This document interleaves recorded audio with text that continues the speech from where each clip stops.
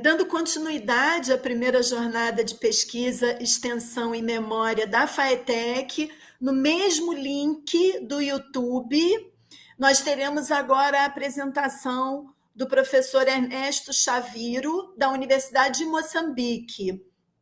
A palestra, olá, boa tarde, professor. A palestra do professor tem como título Desafios da Educação Híbrida em Moçambique, um olhar para o processo de ensino e aprendizagem.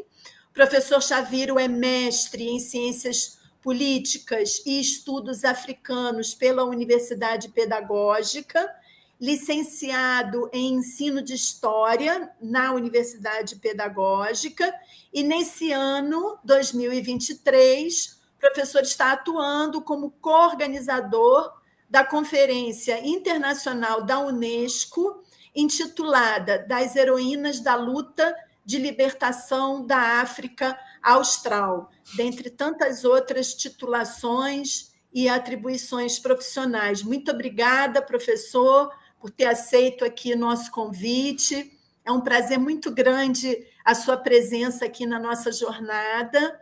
O senhor fica à vontade para desenvolver o seu tema. E eu fiz a apresentação certinha? Falei tudo correto?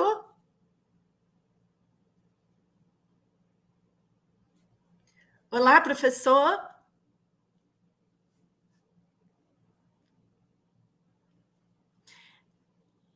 O senhor, por favor, abra o áudio. Me parece que o senhor está com o áudio fechado. Ok. As tecnologias já estão... Estou lhe ouvindo. Boa tarde. Não consigo lhe ouvir. Não está me ouvindo? Agora estou. Ok, obrigado. Boa noite a todos. Aqui em Moçambique estamos 20h41. Eu acredito que no Brasil ainda é à tarde. Isso. E como a professora Andrea disse muito bem, que é que eu chamo-me Ernesto Chaviro.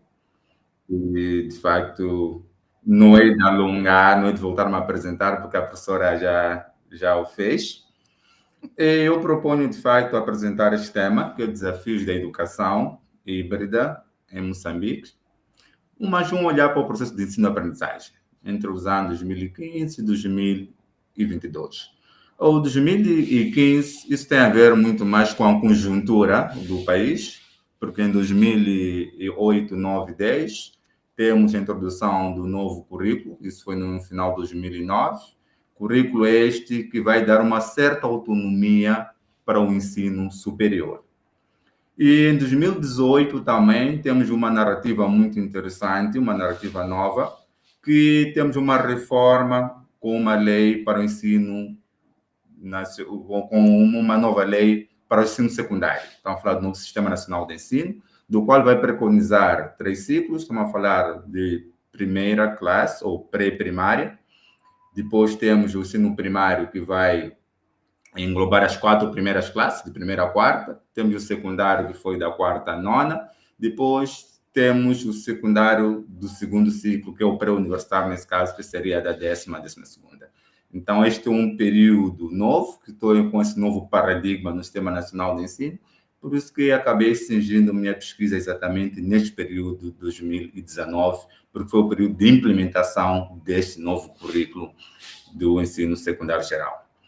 2022 é o período em que eu pretendo ver como que foi esta dinâmica do ensino híbrido, atendendo que sabemos nós muito bem que ao longo deste período temos aqui no intervalo que o mundo foi abalado pelo fenômeno da Covid, e essa Covid que de facto trouxe um novo desafio para o processo de ensino-aprendizagem, com a tal dita educação do estilo híbrido. Então, esta é a razão pela qual que procuro trazer este tema para discutirmos juntos, conversarmos juntos mais experiência nesses moldes, nesse novo paradigma do ensino híbrido, porque é algo novo para Moçambique e que teve essa pequena vicissitude com essas novas dinâmicas de conjunturas internacionais. Para começar, a minha comunicação ela estará dividida em 3 pontos fundamentais, dos quais primeiro vou tentar fazer uma breve contextualização o que é isto que nós chamamos de Moçambique, para depois introduzirmos o segundo ponto, que será um pequeno olhar para a evolução do Sistema Nacional de Ensino, concretamente para o ensino secundário e o ensino universitário, e para depois vermos como que foi esse processo de ensino-aprendizagem neste período de 2018 a 2022. Então, é isto que eu pretendo trazer para este nosso pequeno debate. E, para começar, Moçambique é um país que localiza-se no continente africano, como nós todos sabemos, e ela localiza-se no sudeste da África, concretamente na África Austral. Tem como limites a sul a República Sul-Africana, ou a República da África do Sul. A norte temos a República da Tanzânia, que muitos chamam de República de Tanzânia. A leste temos o Oceano Índico, ela é banhada toda ela pelo Oceano Índico. E a oeste temos a República da Zâmbia e a República de Zimbábue. Moçambique, de acordo com o último censo do ano 2018, tem por volta de 32 milhões de habitantes e é constituída por várias etnias. E cada etnia, obviamente, tem os seus traços evolutivos, estou a falar do ponto de vista de formação histórico, geográfico. Elas nascem de um FECAN, que é outro processo que vai acontecendo na África, que não pretendo trazer aqui esse debate. E este Moçambique, como dizia eu, faz parte dos quais 54 a 55 estados que constituem o tal continente africano. E como que é vista a educação em Moçambique? A educação em Moçambique, nós podemos reparar ela sobre 3 pontos, ou 3 momentos. O primeiro momento é o período colonial, em que neste período colonial, onde vamos encontrar uma educação direcionada em saber fazer, em que os povos nativos, como diziam os portugueses, os indígenas, que são os tais povos moçambicanos autóctones, esses eram só formados até a 4ª classe, que era para responder às necessidades coloniais, como era saber ler e escrever e aprender os ensinamentos básicos que lhe atribuíam competência de assimilação. Então, assimilados para eles era alguém que sabia ler e escrever, batizado na Igreja Católica e que pudesse, em algum momento, renunciar aos seus hábitos de costume e assimilar hábitos e costumes ocidentais. Isto é um modelo da educação que vamos encontrar no período colonial. Apesar que esta educação que nós dissemos era uma educação meio discriminatória, onde tínhamos escolas para os ditos indígenas e tínhamos estas escolas para a população da raça branca. Então, tínhamos essa discriminação nas próprias escolas a nível de todo o território moçambicano. E no outro momento que nós vamos encontrar também ao longo dessa evolução no período colonial, que na década de 60, que é conhecido como década de África, que é aquele período em que vários países africanos começam a engendrar por essa via nacionalista. Então, temos as colônias britânicas, as colônias francesas, que vão começar a conquistar a sua independência. Independência essa que, de facto, será por vias pacíficas para alguns, e por vias militar para outros. É nesse contexto também onde Portugal e Bélgica eles procuram fazer com que o Ocidente repare esses países como fossem, de facto, a tal civilização, ou o tal portadora da civilização, em que eles transformam, concretamente Portugal, transformam Moçambique como fosse uma província ultramarina. E nesse contexto, eles são obrigados a introduzirem algumas modificações na correlação entre o colonizado e o colonizador. É neste período de 1960, onde Portugal vai introduzir ou vai abrir as primeiras universidades em Moçambique e em Angola. Esta Universidade de Moçambique chamava-se Universidade de Lourenço Marques na altura. Com o andar do tempo, essa universidade tinha como objetivo do princípio era simplesmente para se criar uma elite moçambicana e esta elite que tinha que ser responsável pela administração do território após a independência, como espécie de criação do neocolonialismo.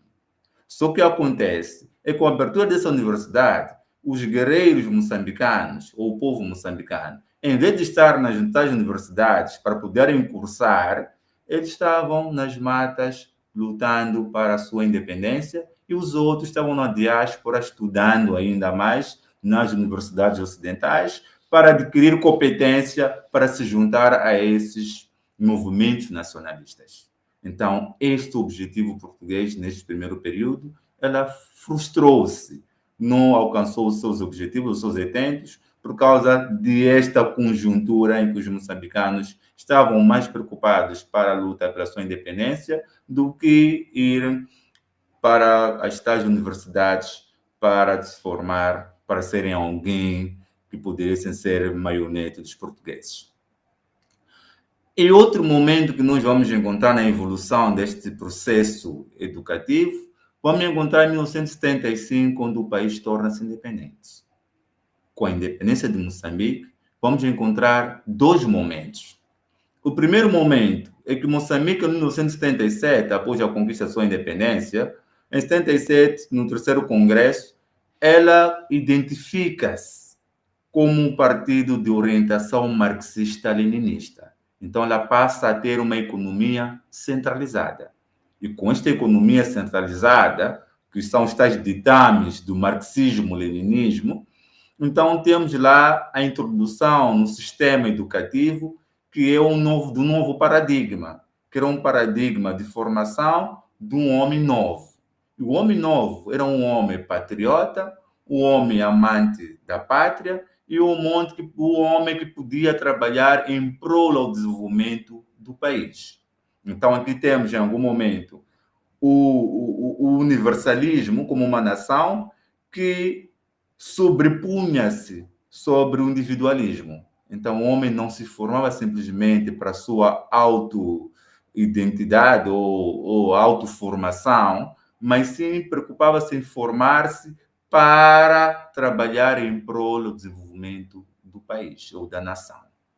É neste contexto onde vamos encontrar que muitos jovens que vão ser, após terminar o seu ensino secundário, que vão ser chamados pela pátria-mãe, que é para poder assumir alguns cargos de liderança e chefia que tinham sido abandonados no então período da independência, na política de 24 horas, 48 quilos, onde os portugueses foram obrigados a sair, os portugueses que não se alinhavam com os ditames do país independente, então esses foram obrigados em algum momento a abandonarem o país e houve muita fuga de mão de obra qualificada. Então, assim sendo, o povo moçambicano que estavam na diáspora a estudar, e alguns mesmo cá, no território nacional, foram obrigados a virem para ajudar a desenvolver o Estado moçambicano. Então, temos este primeiro período do monopartidarismo. E este período do monopartidarismo vai de 1975 até 1990, na altura em que foi elaborada a segunda Constituição, que declara Moçambique como uma república. A primeira dizia que Moçambique era uma república popular, então a segunda Constituição de 1990, em que Moçambique era uma república de Moçambique, já não era popular. Então, nestes ditames, Moçambique ela sai do marxismo-leninismo, que era o monopartidarismo, sistema de partido único, passa para multipartidarismo, que é o sistema de vários partidos políticos. E é nesta senda em que temos também uma virada da economia socialista para uma economia de mercado. A economia de mercado, ela vem com essas todas exigências, que essa tal toda abertura democrática que nós conhecemos até ao mundo de hoje. Então, é nesta senda deste período de Moçambique, após a independência, onde vamos encontrar também a proliferação de algumas universidades em Moçambique. Concretamente, estou a me referir de 1985, onde surge o Instituto Superior Pedagógico, que é a atual Universidade Pedagógica. Nasce também, um ano depois, o Instituto de Relações Internacionais, que era a tal IGR, que são universidades que foram nascendo, que era como forma de desmembrarem ou auxiliarem a única universidade que existia. Então, aqui nasce o que nós chamamos de um desafio ao Estado moçambicano, no sentido de expandir a universidade para outras regiões. Com o multipartidarismo, esse desafio continua de expansão e vamos encontrar no 2018-19 com a introdução de vários modelos do sistema do nosso currículo universitário. O currículo ou o modelo que mais deu às vistas, que foi mais badalado na altura, foi o currículo de Bolonha. O currículo de Bolonha, ela assentava-se nos seguintes pilares: que os cursos de 5 anos tinham que ser diminuídos para 4 anos e os cursos de 4 anos de duração tinham que ser diminuídos para 3 anos. E depois foram 3 anos de bacharelato e dali mais 2 anos ia-se diretamente para o mestrado. E isso, de fato, criou um debate no seio das universidades.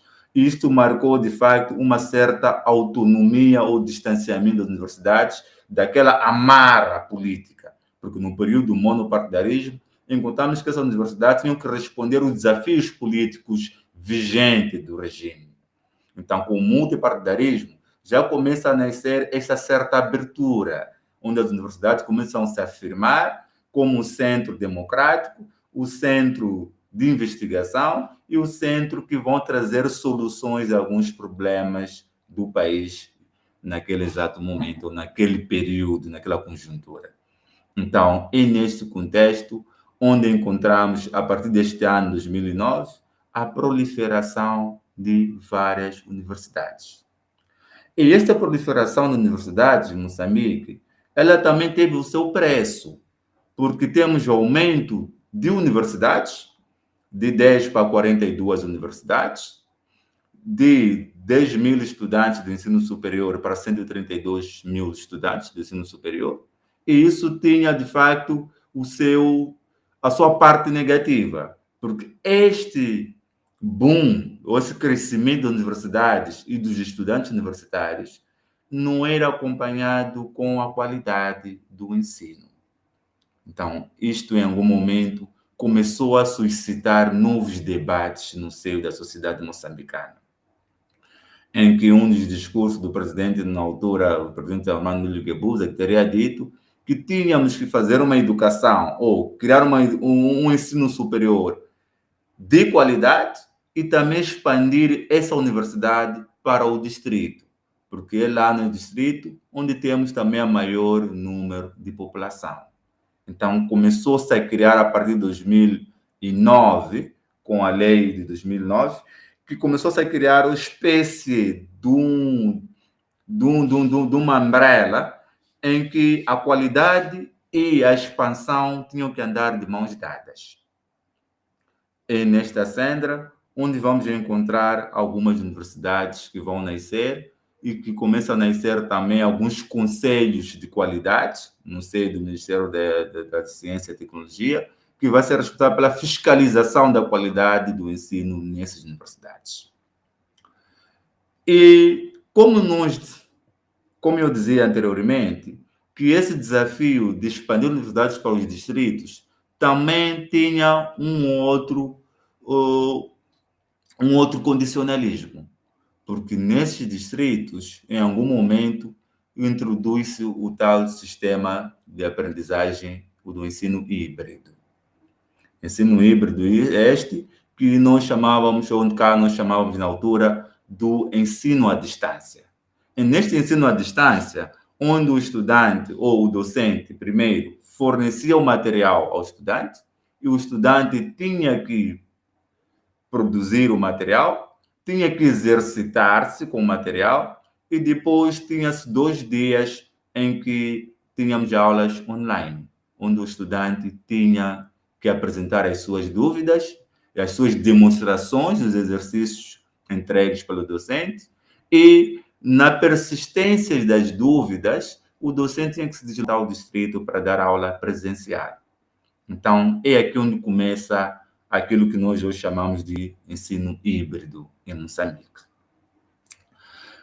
Quando chegamos nos anos 2019, 2020, temos o tal desafio da Covid. A Covid-19, ele traz esse desafio em que traz o novo normal, dos quais, primeiramente, as universidades moçambicanas, todas elas tiveram que ser encerradas, porque o Estado decretou o estado de emergência, e com o estado de emergência, todas as instituições públicas tinham que ser encerradas para poder, de facto, obedecer às novas normas da OMS. Então, foi, de facto, um choque para a sociedade moçambicana. E com o andar do tempo, em que com as novas orientações da OMS e também da Unesco, então fomos começar a procurar um novo normal. O novo normal é esse que se baseava simplesmente no ensino híbrido, ou ensino online. O ensino online é este que, de facto, no início também teve grandes desafios. Desafio esse em que, em primeiro lugar, nós sabemos que em Moçambique não temos infraestruturas adequadas para todo, que possa fazer cobertura do ponto de vista de internet de qualidade para todo o território nacional. Temos melhores redes nas zonas urbanas, porque lá onde estão as antenas das operadoras, mas para as zonas recônditas, estou a falar para o interior, há dificuldade de acesso à internet. E o segundo constrangimento também no ensino online, no ensino híbrido, na época da Covid, foi que a maior parte da população não urbana não tem acesso à tecnologia, às TICs. E os poucos que conhecem as TICs, eles só usam o telemóvel, que é para fazer as ligações básicas. O terceiro é que a maior parte dos estudantes não tinham contato com computador. E isso também era um bocadinho mais extensivo para a classe docente. Quer dizer, não tinham domínios das plataformas virtuais usadas para aquele estilo de processo de ensino-aprendizagem. E, para além disso, também, as universidades não criaram condições propícias para poder suportar esses estudantes que tivessem dificuldades de acesso à internet. E também para suportar esses docentes que não tinham acesso à internet porque nós, quando estamos a falar do ponto de vista de docente, estamos a reparar para este docente que o ensino online trouxe custos para o docente, porque esta internet não estava orçamentado nas suas atividades diárias. Então, obviamente, ele teve que se adaptar para poder, de facto, responder aos desafios daquele exato momento. Então, também, para além disto, nós vamos encontrar que algumas infraestruturas, estamos a falar de alguns locais de ensino, não reuniam condições para que se pudesse, de facto, dar aulas online. Não havia servidores, não havia uma plataforma que pudesse se usar para as aulas online. Então, esses foram os constrangimentos que foram acontecendo ou fomos nos deparando no período da Covid. E para além desses, vou fazer uma ponte com o ensino secundário, porque neste mesmo período também, o maior desafio estava no ensino secundário, em que cá em Moçambique nós tínhamos turmas numerosas, onde o rácio do professor-aluno variava de 60 a 70 alunos por turma. Isto para o ensino público, porque no ensino privado, obviamente, o rácio são de 20, 30 estudantes ou menos, indo de acordo com o tipo de escola, com as condições da própria escola, com a propina exigida pela tal escola. Mas para as escolas públicas, o rácio era de 60 a 70 alunos. E Como um dos condicionalismos da abertura da escola era, de fato, evitar essas turmas numerosas ou evitar o aglomerado de pessoas no mesmo espaço geográfico. Isso fez com que os gestores das escolas secundárias repartissem as turmas de 60 alunos por turmas ou por grupos de 20 alunos. Então, nesse caso, estamos a dizer que uma turma de 60 antes da Covid, no período da Covid, passou a ser de 20 alunos apenas, o que era ideal para um processo de ensino-aprendizagem. Mas isso trazia um outro problema para o seio do próprio professor, porque este professor, que tinha a mesma turma num único dia de aula, foi obrigado a dar a mesma turma em 3 dias diferentes. Em que, primeiro dia, ele ia dar um A, turma 1A, segundo dia ia dar turma 1B, o terceiro dia ia dar um C, porque A, B, C, todos faziam parte da mesma turma.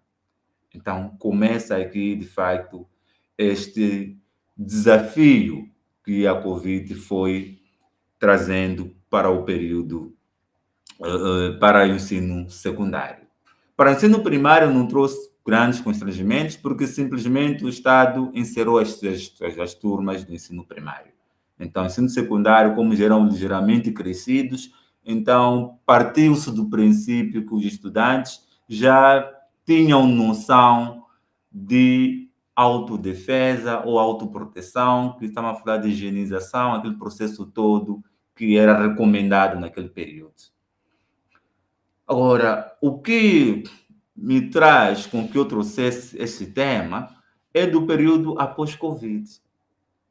Com Covid, melhorou-se as infraestruturas, melhorou-se a higienização nas salas de aulas, melhorou-se o saneamento na sala de aula, fomos para aulas online, mas quando terminou a Covid, tudo voltou de novo. As turmas voltaram a 60 alunos de rácio, professor-aluno.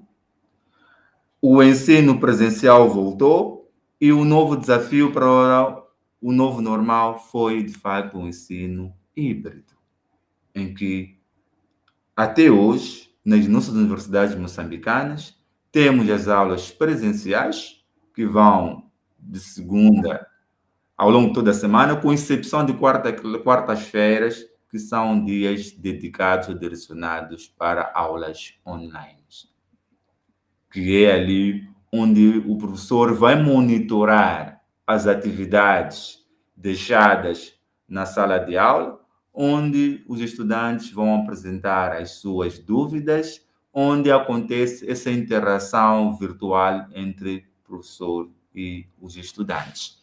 Então, este é, mais ou menos, em suma, a evolução que nós vamos encontrar do processo educativo em Moçambique, olhando para, de fato, o ensino híbrido.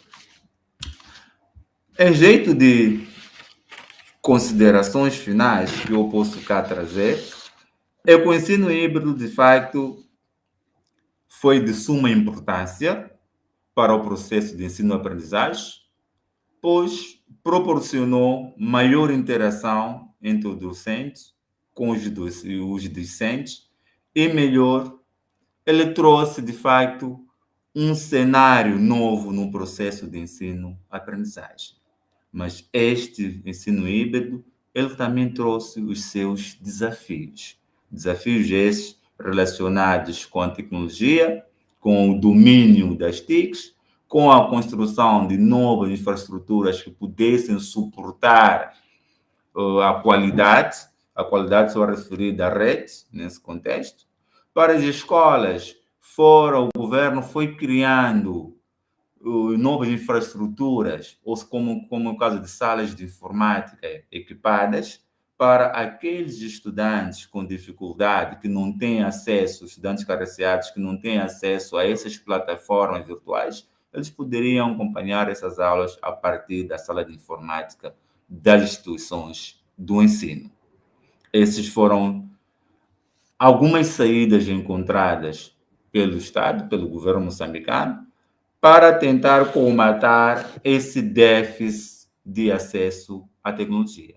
Mas isto não foi para todos, porque nas zonas urbanas, obviamente, temos algumas escolas requintadas, mas para as zonas fora das zonas urbanas, tínhamos de facto os problemas lá prevalecem. Mas que a Covid tentou melhorar alguma coisa, tentou. Não é que eu queira dizer que a Covid foi um mal necessário no verdadeiro sentido da palavra, não, mas que ela trouxe essa parte do bom na educação, que foi melhoramento das infraestruturas em Moçambique. Esta parte eu tenho que aceitar, que muita infraestrutura ela foi melhorada no período da Covid. Essa é a razão pela qual que eu, na minha dissertação, na minha comunicação, procurei trazer esse pequeno pormenor da Covid. E, sem mais delongas, em suma, é isso que eu tinha para partilhar convosco sobre o processo de ensino-aprendizagem em Moçambique, neste período de 2015 a 2022. Acredito que com qualquer dúvida, qualquer coisa, podemos interagir. Estou aqui à vossa disposição para qualquer questão. E muito obrigada, Sara. Professor, muito obrigada. Tem muitos parabéns para o senhor no chat do YouTube, dos participantes que estão conosco ao vivo. O senhor trouxe um tema muito importante para o campo da educação, não só aqui no Brasil, como Moçambique, na verdade, no mundo, né? Eu acho que o campo da educação tem discutido muito as perspectivas da educação híbrida. Aqui no Brasil, nós temos investigado também essas perspectivas, sobretudo após o período pandêmico, né? Particularmente, o meu grupo de pesquisa tem como uma das linhas de pesquisa a educação híbrida. Então, eu desejo que a sua participação nessa jornada seja um ponto de partida para investigações e pesquisas futuras entre nós dois e entre os brasileiros e os moçambicanos, por meio dos nossos grupos de pesquisa.